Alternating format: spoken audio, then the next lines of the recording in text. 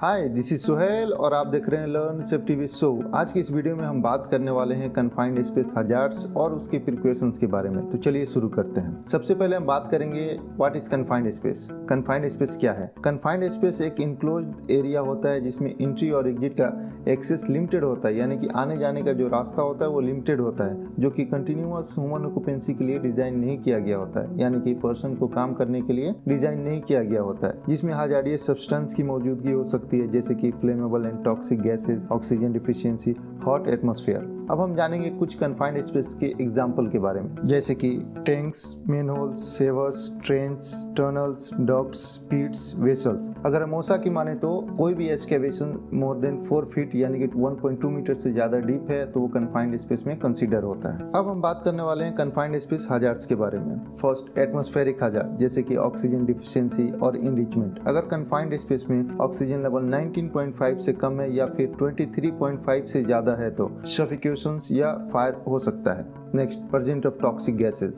जैसे कि carbon monoxide, hydrogen sulphide, ammonia या अदर टॉक्सिक सब्सटेंस जो कि इलनेस या डेथ की वजह बन सकती है।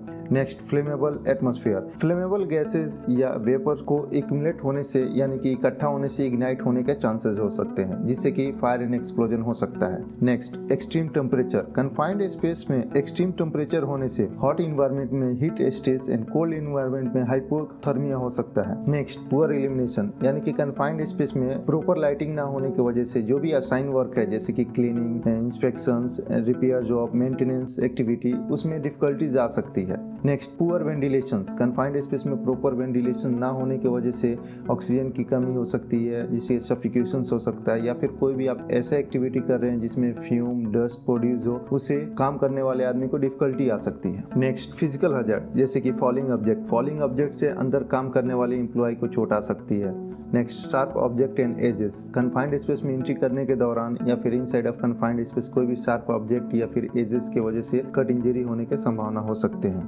Next, improper access and egress. Confined space का जो एक्सेस में कोई भी ऑब्स्ट्रक्शन होने की वजह से स्लिप ट्रिप हो सकता है। Next, mechanical hazard. Inside of confined space कुछ मशीन्स, मूविंग पार्ट या इक्विपमेंट प्रॉपर्ली आइसोलेट ना होने के कारण इंजरी होने का खतरा बढ़ सकता है। Next, electrical hazard. Confined space में यूज किए जाने वाले कोई भी इलेक्ट्रिकल इक्विपमेंट में डैमेज होने की वजह से इलेक्ट्रिक शॉक या इलेक्ट्रोक्यूशंस हो सकते हैं। Next, chemical hazard. Storage tank या अदर इक्विपमेंट जिसमें केमिकल स्लेजेस हो सकता है, या फिर क्लीनिंग के दौरान जैसे कि केमिकल क्लीनिंग, हाइड्रोजेटिंग करते समय केमिकल एक्सप्लोजर होने के चांसेस हो सकते हैं, जिससे सीरियस इंजरी हो सकता है।